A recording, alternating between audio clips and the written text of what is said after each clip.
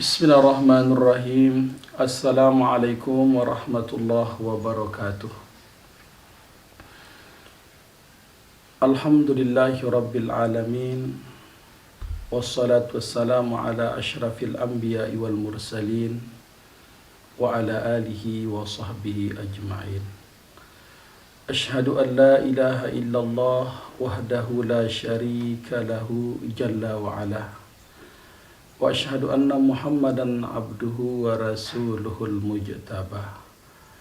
Allahumma salli ala Sayyidina Muhammadin nabiyir rahmati wal huda wa ala alihi wa sahbihi wa zurriyatihi wa man ihtada amma ba'd. Segenap jamaah kaum muslimin muslimat rahimakumullah. Alhamdulillah, puji syukur kita panjatkan kehadirat Allah Subhanahu wa taala atas limpahan karunia nikmat, taufik dan hidayahnya, sehingga pada kesempatan ini kita masih diberikan kesehatan oleh Allah Subhanahu wa taala sehingga dapat menjalankan puasa Ramadan dalam keadaan sehat walafiat. Salawat serta salam teriring keharibaan kanjeng Nabi besar kita Muhammad sallallahu alaihi wasallam. Mudah-mudahan kita semua orang-orang yang mendapatkan syafaat beliau kelak di yaumul qiyamah. Hadirin hadirat segenap para mustami'in mustami'at rahimakumullah, bahwa pada kesempatan ini kita akan mencoba membahas tentang puasa Ramadan. Ramadan yang banyak kita kenal melalui sepanduk-sepanduk. Ada tulisan yang mengatakan Ramadan Karim, bulan Ramadan yang penuh dengan kemuliaan. Memang sudah tidak asing lagi bagi tiang pelungguh dari kita semua bahwa bulan Ramadan itu termasuk Sayyidul Syuhur, penghulu segala bulan. Kenapa dikatakan bahwa bulan Ramadan itu sebagai Sayyidu Syuhur, penghulu segala bulan? Menurut Sidi Syekh Abdul Qadir Al-Jilani di dalam kitab Al-Gunyah di Talibi Tariqil Haqqi Azza wa Jalla yang dikarang langsung oleh Syekh Abdul Qadir Jilani bin Abi Saleh yang wafat pada tahun 561. Ramadan itu faslun Ramadan khamsatu ahrufin. Ramadan itu memiliki 5 huruf. 5 huruf. Ramadan itu dia memiliki 5 huruf. Yang pertama huruf Ra, yang kedua huruf Mim, yang ketiga huruf Dhad, yang keempat huruf Alif, dan yang kelimanya huruf Nun. Menurut Syekh Abdul Qadir Jilani dalam kitab Gunyahnya ini, ternyata huruf-huruf itu memiliki makna tersendiri. Ra itu artinya ridwanullah, keridhaan Allah. Jadi pada bulan ini, pada bulan Ramadan ini, Allah Subhanahu wa taala melimpahkan keridhaannya kepada hamba-hambanya yang selalu beribadah kepadanya, yang selalu mengabdikan diri kepadanya. Dan huruf yang kedua itu adalah huruf mim. Maknanya mahabbatullah anil usal. Kecintaan Allah daripada orang-orang yang berbuat maksiat namun bertobat kepada Allah Subhanahu wa taala. Walau dia berbuat maksiat kepada Allah lalu dia bertobat kepada Allah, Allah tetap mencintainya. Lebih-lebih di bulan Ramadan ini, di bulan yang sangat mulia ini, dia bertobat atau tobat nasuha daripada berbuat maksiat, lalu dia menjalankan ibadah kepada Allah, maka Allah nampakkan mahabbatullah atau mahabbatihi, kecintaannya terhadap hamba-hambanya.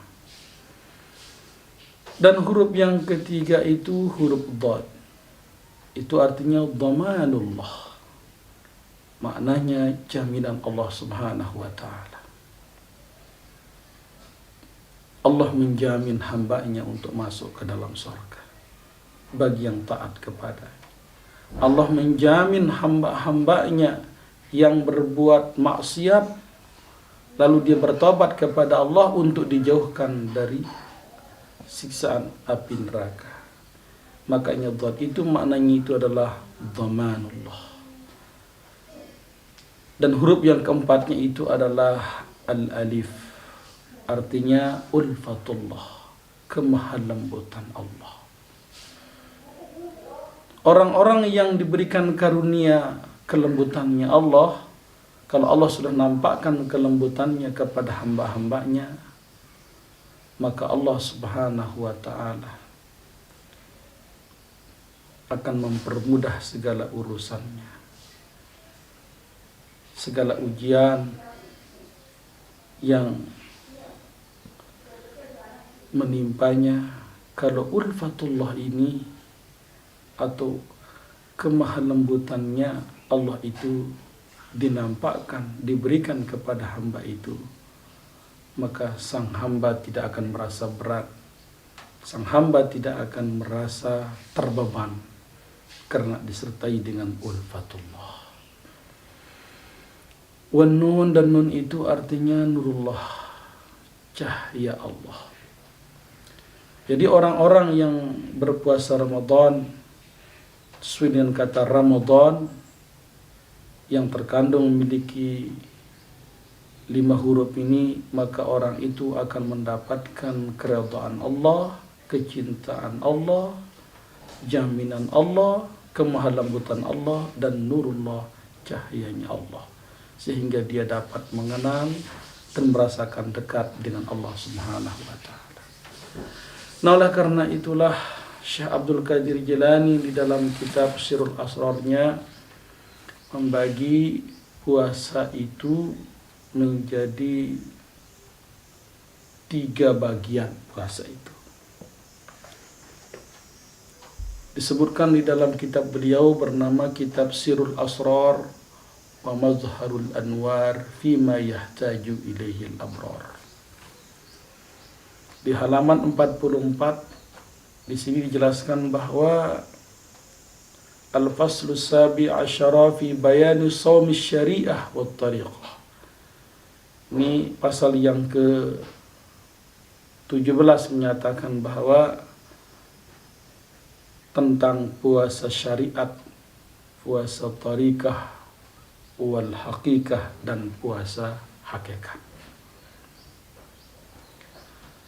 Shaum syariah, puasa syariat itu ayyumsika 'anil ma'kulat wal mashrubat wa an wiqa'in nisa fin hari. Yang dimaksud dengan puasa syariat itu adalah bahwa engkau menahan diri dari makan dan minum, wa an wiqa'in nisa fin hari, dan bersetubuh dengan istri di siang bulan Ramadan. Nah, puasa ini sudah lazim, sudah biasa kita laksanakan, bahkan saat ini sedang kita laksanakan itu yang namanya puasa syariat. Karena puasa syariat itu hanya sekedar menjaga diri dari makan dan minum dan bersetubuh dengan istri di siang hari. Wa amma shaumut tariqah, dan adapun puasa tariqah itu berbeda dia itu dengan puasa syariat. Kalau puasa tariqah itu fahuwa ayyumsika an jami'i a'dha'ihil muharramati wal manahi waz zamaimi mislul ujubi wal kibri wal bukhli wa ghairi zalik. Adapun puasa tariqat adalah fahuwa ayyumsika an jami'i a'dha'ihil muharramat, bahwa ia menjaga dirinya, menjaga seluruh anggota tubuhnya dari hal-hal yang diharamkan oleh Allah. Wal manahi, dan yang dilarang oleh Allah. Waz zamaim,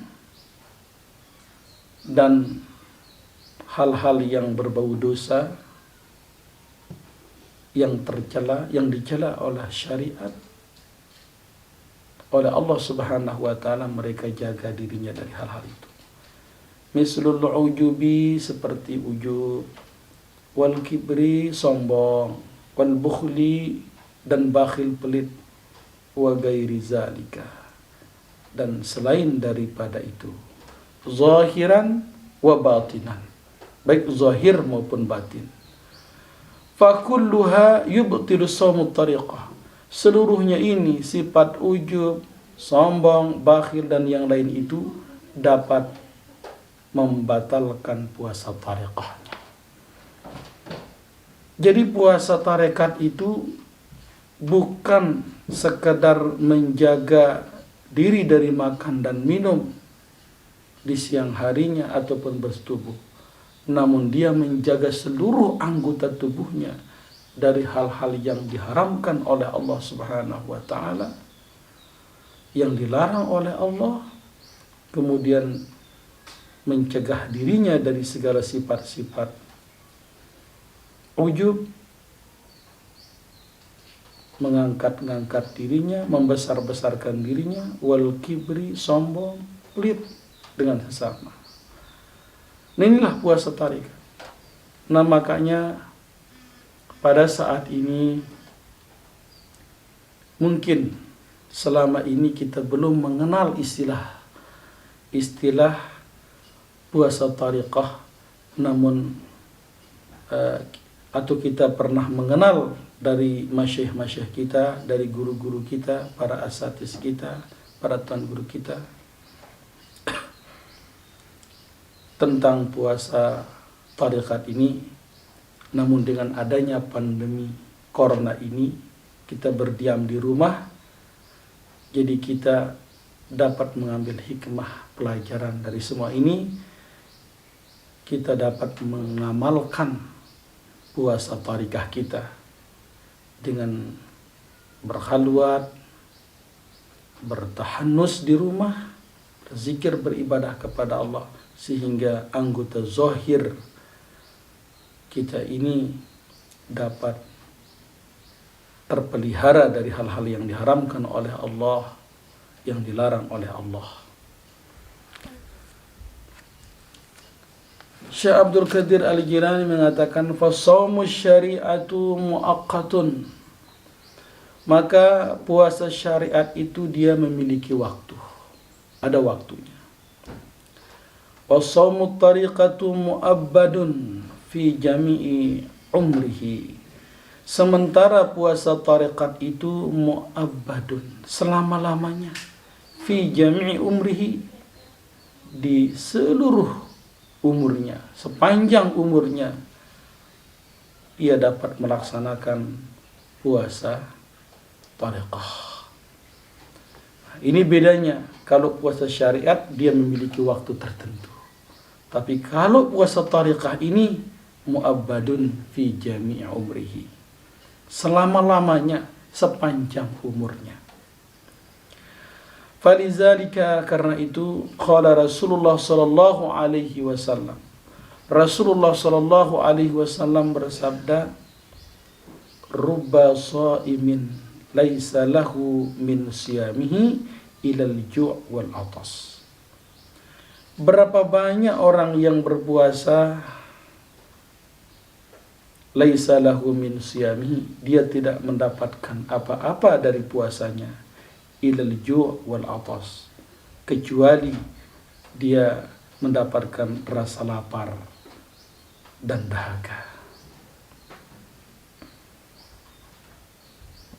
Hadis ini diriwayatkan oleh Imam Ahmad dalam kitab Musnadnya, juz kedua halaman 441. Wa Ibnu Abi Asim fi Zuhdi dalam kitab Bab Zuhdinya pada halaman 45.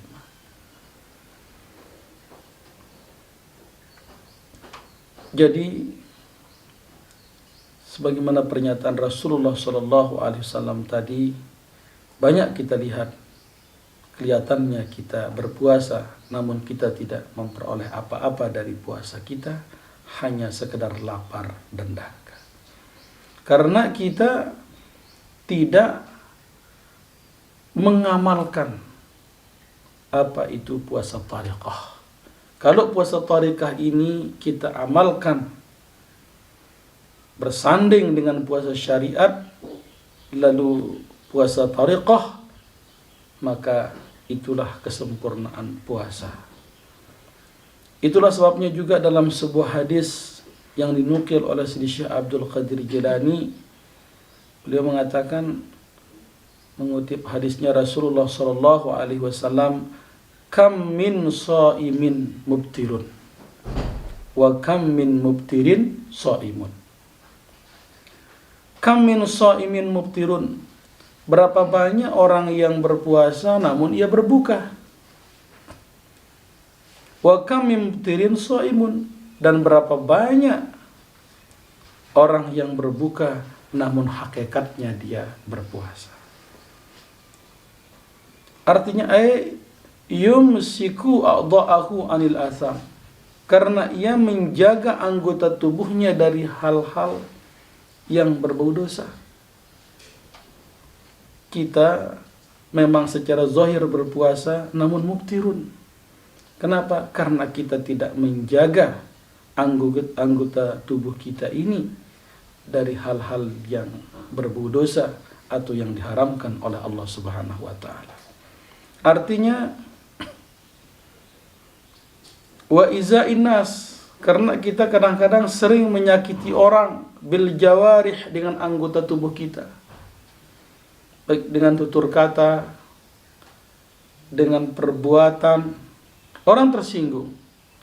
Ini secara ulama tariqah, ulama ahli tariqah itu bisa membatalkan puasa tariqah kita. Artinya tidak ada nilai pahala kita walaupun kita dalam keadaan lapar atau menjaga diri dari makan dan minum, namun suka wa iza'in nas, menyakiti orang lain bil jawarih, dengan anggota tubuhnya, ini dapat menghilangkan pahala puasanya karena dia tidak memegang, tidak mengamalkan puasa tariqahnya. Makanya sabda Nabi SAW tadi mengatakan, kam min shaimin mubtirun, berapa banyak orang yang berpuasa namun hakikatnya ia berbuka. Wa kam min mubtirin shaimun, dan berapa banyak orang yang berbuka namun hakikatnya dia berpuasa. Qala Allah Ta'ala fi hadisil qudsi, sabda Nabi sallallahu alaihi wasallam dalam hadis qudsi, inna sawma li wa ana ajzi bi. Sesungguhnya puasa itu untukku, kata Allah. Wa ana ajzi bihi, dan aku sendiri yang akan memberikan ia ganjaran. Aku sendiri yang akan memberikan ia pahala, kata Allah. Tidak melalui perantara makhluknya, namun Allah sendiri. wa ana ajzi bihi. Wa qala Allah Ta'ala fi hadisil qudsi, dan juga firman Allah Subhanahu wa taala dalam hadis qudsi menyebutkan yasiru lis-shaim farhatan. Terjadi bagi orang yang berpuasa itu dua kegembiraan. Farhatun indal iftar,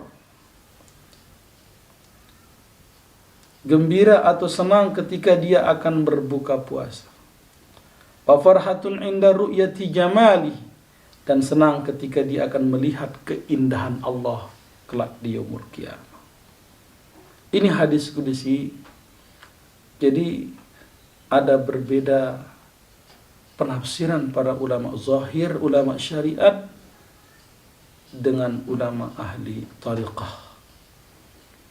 Kalau ulama ahli syariat, qala ahli syariah, berkata ulama ahli syariat mengatakan yang dimaksud dengan hadis ini farhatun indal iftar wa farhatun inda ru'yati jamal.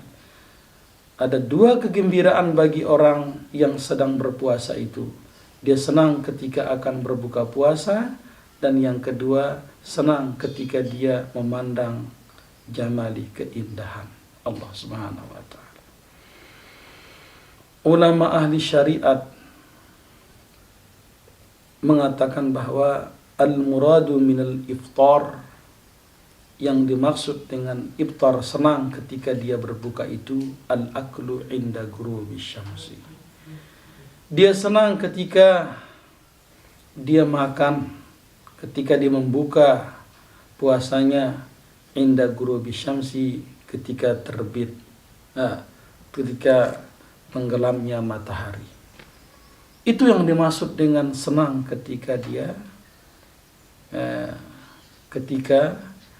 ini berbuka.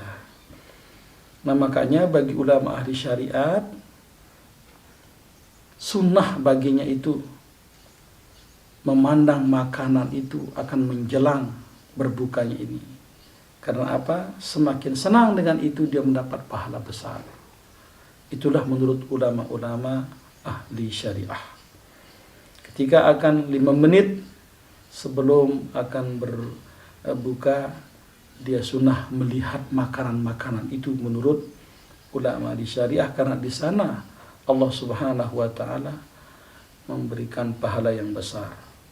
Nah, kemudian wa farhatun inda ru'yati jamali, dan kedua dia senang ketika dia memandang keindahan Allah.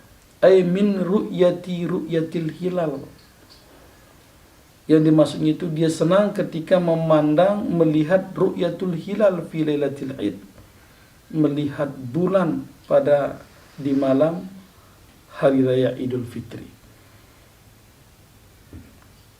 Ketika ketika 1 Syawal datang, di sana disunahkan kegembiraan. Makanya ulama ahli syariat itu sunnah kita memakai pakaian yang bagus, yang rapi, ya, karena di sana kita menampakkan kegembiraan itu. Karena menurut hadis ini, menurut orang ahli syariah mengatakan harus farhatun inda ru'yati jamal. Senang ketika melihat keindahan, artinya keindahan bulan tanggal 1 Syawal pada malam Lailatul Id. Sedangkan menurut ulama ahli tariqah dalam menafsirkan hadis ini, farhatun indal iftar wa farhatun inda ru'yati jamali. Qala ahlut tariqah. Berkata ulama-ulama ahli tariqah mengatakan yang dimaksud dengan farhatun indal iftar itu al-iftar inda dukhulil jannah bil akli mimma fiha minan na'im.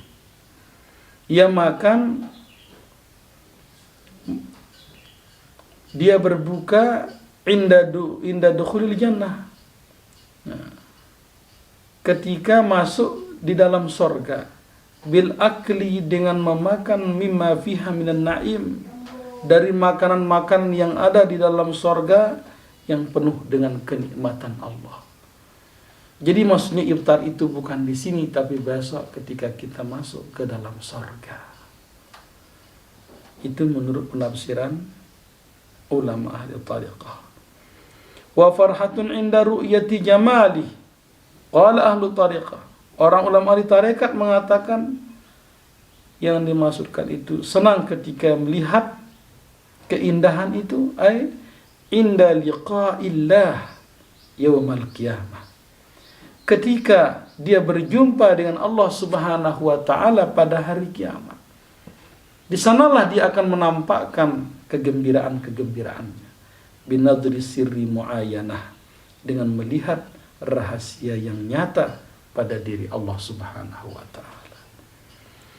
Nah, ini makna puasa ini menurut ulama ahli syariat dan ulama ahli tariqah.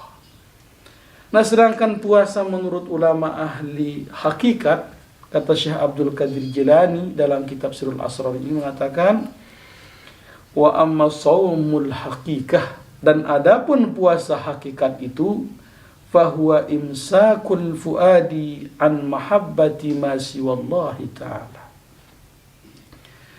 Dan yang dimaksud dengan puasa hakikat itu imsakul fuadi, menahan hati, menjaga hati, an mahabbati, daripada mencintai ma siwallahi ta'ala, daripada selain Allah Subhanahu wa ta'ala. Ini namanya puasa hakikat. Yang namanya puasa hakikat itu hatinya ditahan daripada mencintai selain daripada Allah. Jadi hatinya terus nyeroran, terus menerus dia ingat kepada Allah Subhanahu wa ta'ala. Kemudian puasa hakikat itu wa imsakus sirri an mahabbati musyahadati ghirillahi ta'ala. Menahan sirnya, rahasianya, an mahabbati musyahadati ghirillahi ta'ala, dari mencintai dan memandang kepada selain daripada Allah Subhanahu wa ta'ala. Di dalam sir dirinya itu dia tahan untuk mencintai, memandang, melihat atau bermusyahadah dengan selain daripada Allah. Kalau orang seperti ini, maka itu namanya orang yang berpuasa hakikat. Kama qala Allah Ta'ala fi hadisil qudsi, sebagaimana firman Allah Subhanahu wa ta'ala dalam hadis qudsi, al-insanu sirri wa ana sirruhu. Bermula manusia itu adalah rahasiaku dan aku yang menjadi rahasia manusia. Wa sirru min nurillahi ta'ala, sedangkan sir itu adalah bersumber dari cahaya Allah Subhanahu wa ta'ala. Fala yamilu ila ghairillahi ta'ala, maka ia tidak boleh condong kepada selain daripada Allah.